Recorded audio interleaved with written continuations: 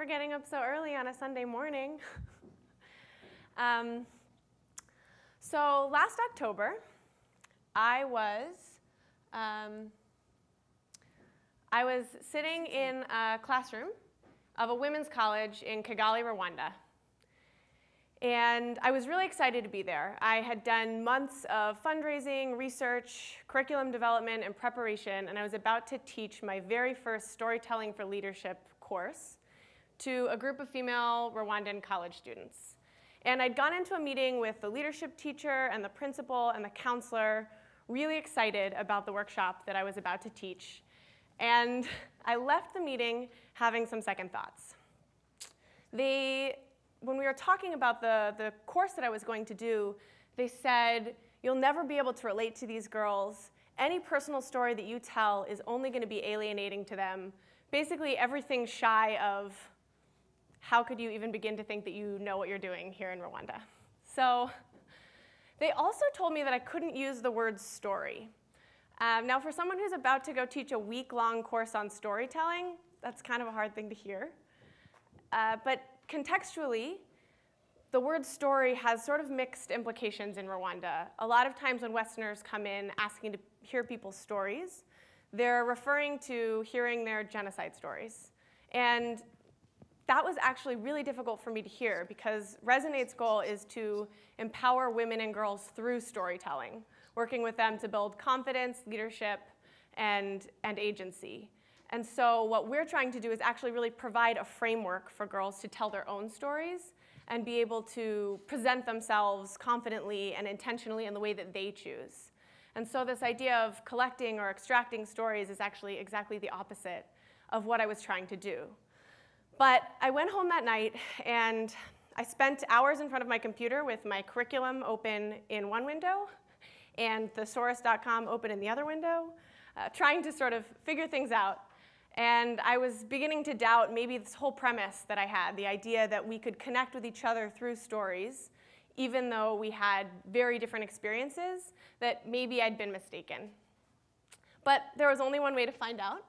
So I went into the room on Monday morning at 8 o'clock, and I did exactly what I had planned to do. I told a personal story.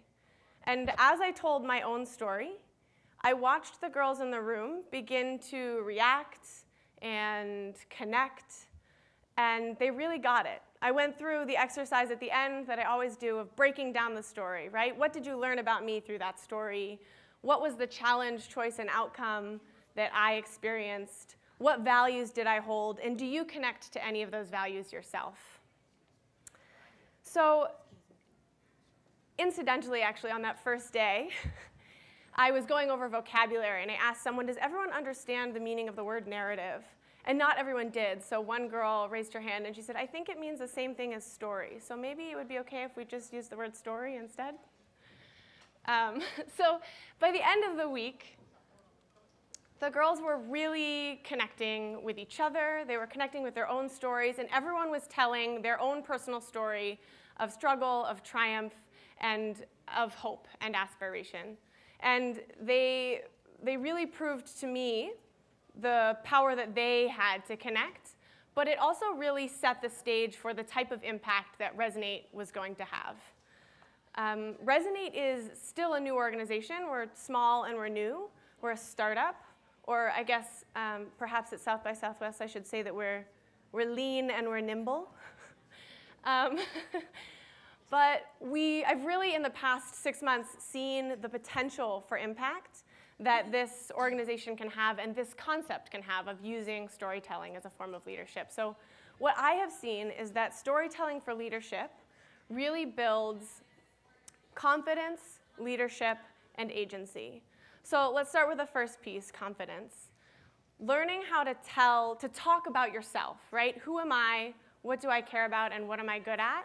Is hugely important. So someone can have the best idea in the world, but if they don't feel comfortable talking about what it is or why they're the right person to do it, it might never get done. A compelling story can mean the difference between a woman who learns a craft and a woman who actually becomes a social entrepreneur. right? And a story can mean the difference between having an idea about how to fix a problem and actually leading others in your community to help find solutions to that problem. And leadership. So being able to talk about yourself in a way that inspires others is hugely important. And when people come together and they hear each other's inspiring stories, they begin to think of themselves as part of a community of strong leaders. And Resonate also operates a train-the-trainer model. So we're constantly making sure that the work that we do has continued impact, so that those who we train can then train others within their own community. And agency. So the process that we go through in order to get to this final product, right, this personal story, has you focus on what are the positive traits about me that I want other people to know about me? And what are the times in my life that I have faced challenges and made decisions that have led me to where I am? And that really leads to a sense of thinking about yourself as an agent of change. And I want to give you one example of what this looks like. So one of my students, her name is Baneens, and she's a journalist. And so she spends a lot of time thinking about stories, but she'd never actually thought about her own story. So I just want to play a little bit of this video to show you. She's a journalist. And gotta go back to the last one and hit play if you can. Hi, my name is Baneens, and since I was a child, I've always dreamed about becoming an engineer. I remember that day after the final exam of high school, we had our final results, and everybody around me, my colleagues, were jumping, smiling, happy for their result. I was also proud of my result, but the thing is, I couldn't smile, I couldn't be happy like them because I knew that I won't have my diploma. The thing is, my high school have been very kind to me. So I'm not actually going to play the whole thing. So after 2 days, Baneens was telling a pretty inspiring story about what she did in order to get the $800 that she needed to pay back 3 years of school fees that her family hadn't been able to afford so that she could get her diploma and go on to become an engineer. And she's now actually in her last year of engineering school. And during that time, I worked with Baneens to come up with this personal story. And she saw the video that we took. So I used video in my teaching, and I took a video of her and I showed it back to her so that she could see what she looked like and what she sounded like telling the story.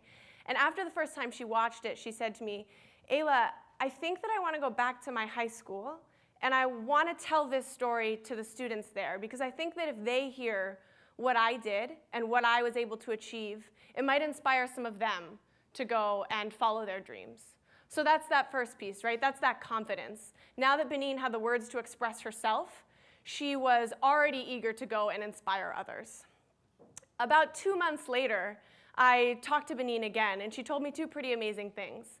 The first was that as part of her work as a journalist, she had gone back to her office, and she had actually told her whole office about Resonate's Storytelling for Leadership framework.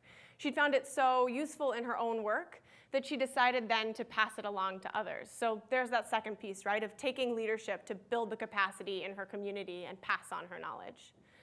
And then the last thing she told me is that I gave her a copy of this video. And she said that she keeps it on her phone and that she listens to it almost every day because it reminds her of what she's capable of. So that's the agency, thinking of yourself as an agent of change.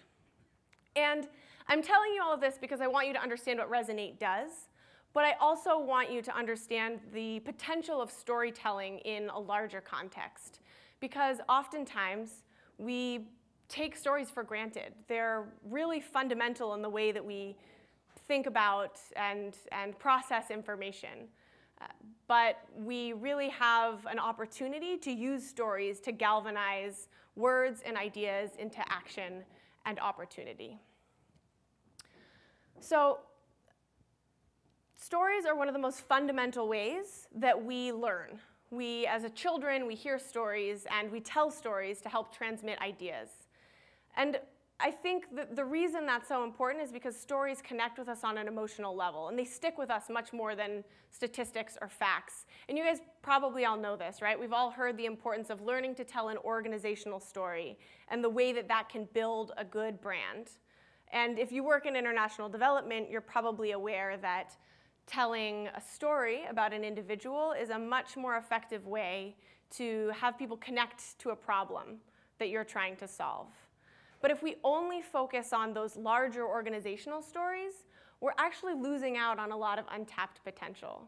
So something as seemingly simple as storytelling can really have a huge impact because stories have power. And the most amazing thing about that source of power is that everyone has one, right? Everyone has a story. So we should be harnessing those collective stories, right, and those individual stories for social good. Resonate is leveraging the power of stories to increase the capacity of women and girls. So right now we're in a moment where there's a huge investment in building skills and education and access to services for women. And that's incredibly important. And Resonate wants to make sure that we are actually,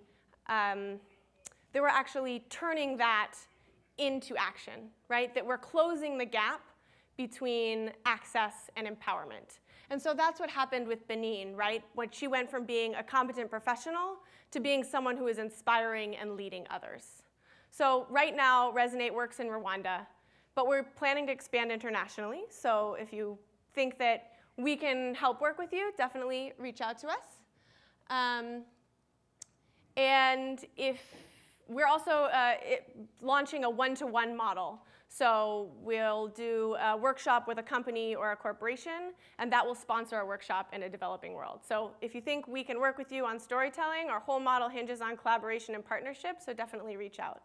But before I move on, either way, I want to leave you with one last thought, or actually more of a challenge, right? So my challenge to you is think about how you can use storytelling in your work. And that doesn't just mean telling an organizational story or telling the stories of your constituents on their behalf, but rather think about how you can really harness the power of all of the individuals in your organization, in your work. So create a space for your partners, your colleagues, your constituents to tell their own stories, because you actually might be surprised by how much momentum and leadership that will unlock. And maybe by this time next year at South by Southwest, each of you will be listening to a recording of your own story on your phone on the way here. So thank you very much.